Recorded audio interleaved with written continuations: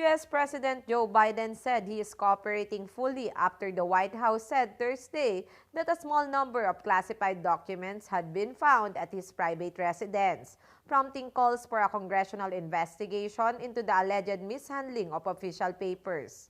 The potentially embarrassing discovery for Biden came as authorities investigate a far bigger scandal involving his predecessor, Donald Trump.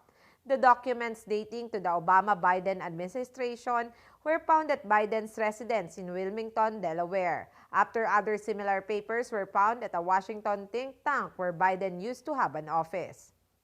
Former President Trump hoarded huge numbers of documents at his Florida residence after leaving the White House in 2021, with the FBI carting away some 11,000 papers after serving a search warrant in August.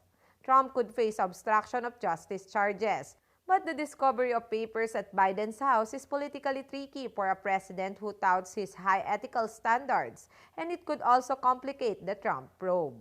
Biden told reporters Thursday that, quote-unquote, "People know I take classified documents and classified material seriously. We are cooperating fully and completely with the Justice Department's review. As part of that process, my lawyers reviewed other places where documents from my time as Vice President were stored, and they finished the review last night. They discovered a small number of documents with classified markings in storage areas and file cabinets in my home and my personal library. The Department of Justice was immediately notified, so we're going to see all this unfold," he added, declining to take shouted questions from the press. Republican House Speaker Kevin McCarthy demanded that Congress has to investigate this, pointing to the Justice Department's investigation of Trump. Trump had earlier written on his social media site Truth Social that, quote-unquote, "When is the FBI going to raid the many homes of Joe Biden, perhaps even the White House?"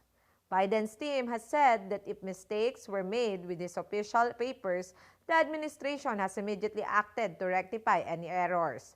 After the first batch of documents was discovered in Biden's former office at the Penn Biden Center think tank last November, lawyers turned them over to National Archives, which handles all such materials, the White House counsel's office said. Lawyers for Biden then scored possible locations for any other stray documents. In a bid to defuse accusations of political interference, Attorney General Merrick Garland has named a Chicago federal prosecutor appointed during the Trump administration to review the lost Biden documents. That response differentiates starkly from Trump, who did not cooperate with authorities' repeated attempts to track down missing documents, leading to the FBI entering his home with a search warrant. I am Lovely Montoya of Manila STV.